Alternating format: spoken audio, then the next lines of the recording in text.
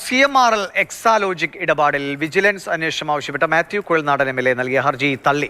Supreme കോടതിയാണ് ഹർജി തള്ളിയത്. രാഷ്ട്രീയ പോരാട്ടങ്ങൾക്ക് കോടതി വേദിയാക്കരുത് എന്നാണ് സുപ്രീം കോടതി പറഞ്ഞത്. ബി ബാലഗോപാൽ വിവരങ്ങളുമായിട്ട്. ബാലഗോപാൽ, മാത്യു കുഴൽനാടനെ സംബന്ധിച്ചൊരു തിരിച്ചടിയാണ് കോടതി പറഞ്ഞ പരാമർശവും. രാഷ്ട്രീയ പോരാട്ടങ്ങൾക്ക് കോടതി വേദിയാക്കരുത് എന്നാണ്. എന്താണ് കോടതിയിൽ സംഭവിച്ചത്? എന്ത് പറഞ്ഞാണ് കോടതി ഇത് തള്ളിയത്? ഈ CMRL എക്സാലോജിക് ഇടപാടുമായി ബന്ധപ്പെട്ട് വിജിലൻസ് അന്വേഷണം ആവശ്യപ്പെട്ടുകൊണ്ടാണ് മാത്യു കുഴൽനാടൻ സുപ്രീം കോടതിയെ സമീപിച്ചിരുന്നത്. നേരത്തെ ഹൈക്കോടതി ഈ ആവശ്യം തള്ളിയിരുന്നു. ഇതിനെതിരെയാണ് മാത്യു കുഴൽനാടൻ സുപ്രീം കോടതിയിൽ ഈ ഹർജി ഫയൽ ചെയ്തിരുന്നത്. ചീഫ് ജസ്റ്റിസ് BR ഗവായും ജസ്റ്റിസ് K വിനോദ് ചന്ദ്രനും അടങ്ങുന്ന ബെഞ്ചാണ് ഇന്ന് ഈ ഹർജി പരിഗണിച്ചത്. ഈ ഹർജി പരിഗണനയ്ക്കെടുത്തപ്പോൾ തന്നെ ചീഫ് ജസ്റ്റിസ് വ്യക്തമാക്കിയത് രാഷ്ട്രീയ പോരാട്ടങ്ങൾ നടത്തേണ്ടത് തെരഞ്ഞെടുപ്പിൽ വോട്ടർമാർക്ക് മുന്നിലാണ്, അതിന് കോടതി ഒരു വേദിയാക്കരുതെന്നാണ് കോടതി വ്യക്തമാക്കുകയും ചെയ്തിരിക്കുന്നത്.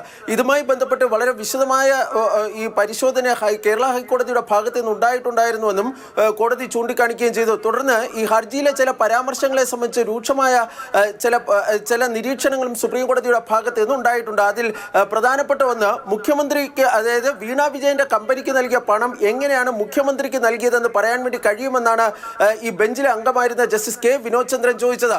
മാത്യു കുഴൽനാടൻ എന്ന MLA അദ്ദേഹം പ്രശംസിക്കുകയും ചെയ്തു. കാരണം തൻ്റെ ആന്റിയെ ഈ പ്രളയകാലത്ത് രക്ഷിക്കുന്നതിൽ സഹായിക്കുന്ന ഒരു വ്യക്തിയായിരുന്നു മാത്യു കുഴൽനാടൻ. അതുകൊണ്ട് തന്നെ ഈ 2019 പ്രളയവുമായി ബന്ധപ്പെട്ട കാര്യങ്ങളിൽ കൃത്യമായ ഒരു ധാരണ മാത്യു കുഴൽനാടൻ ഉണ്ട് എന്ന ഒരു പ്രശംസ അദ്ദേഹം ജസ്റ്റിസ് K വിനോദ് ചന്ദ്രൻ നടത്തുകയും ചെയ്തു. പക്ഷേ അതിന് പറയാനുണ്ടായ സാഹചര്യം ഈ ഒരു മാൻമെയ്ഡ് ഡിസാസ്റ്ററാണ് ഈ 2018 പ്രളയത്തിൽ ഉണ്ടായതെന്നാണ് മാത്യു കുഴൽനാടൻ സുപ്രീം കോടതിയിൽ ഫയൽ ചെയ്തിരുന്ന ഹർജിയിൽ ചൂണ്ടിക്കാണിച്ചത്. തോട്ടപ്പള്ളി സ്പിൽവേയിൽ നിന്ന് CMRL ഇങ്ങനെ ഈ മണൽ എടുത്തതിന്റെ സാഹചര്യത്തിലാണ്, കരിമണൽ ഖനനം നടന്നതിന്റെ സാഹചര്യത്തിലാണ് ഈ പ്രളയം ഉണ്ടായതെന്ന തരത്തിലുള്ള ഒരു പരാമർശം ആ ഹർജിയിൽ ഉണ്ടായിരുന്നു. ആ വാചകം ചൂണ്ടിക്കാണിച്ചുകൊണ്ടാണ് മാത്യു കുഴൽനാടൻ ഒരു MLA എന്ന നിലയിൽ അദ്ദേഹം ഈ പ്രളയകാലത്തൊക്കെ മികച്ച പ്രകടനം കാഴ്ചവെച്ചിരുന്നു. പക്ഷേ അദ്ദേഹത്തിന് തന്നെ എന്തുകൊണ്ടാണ് ഈ പ്രളയം ഉണ്ടായതെന്നതിനെ സംബന്ധിച്ച് കൃത്യമായ ധാരണ ഉണ്ട് എന്നും അത്തരമൊരു പരാമർശം ഈ ഹർജിയിൽ ഉണ്ടാകാൻ വേണ്ടി പാടില്ലായിരുന്നു എന്ന ഒരു വിമർശനവും കോടതിയുടെ ഭാഗത്ത് നിന്ന് ഉണ്ടാകുകയും ചെയ്തു. ഏതായാലും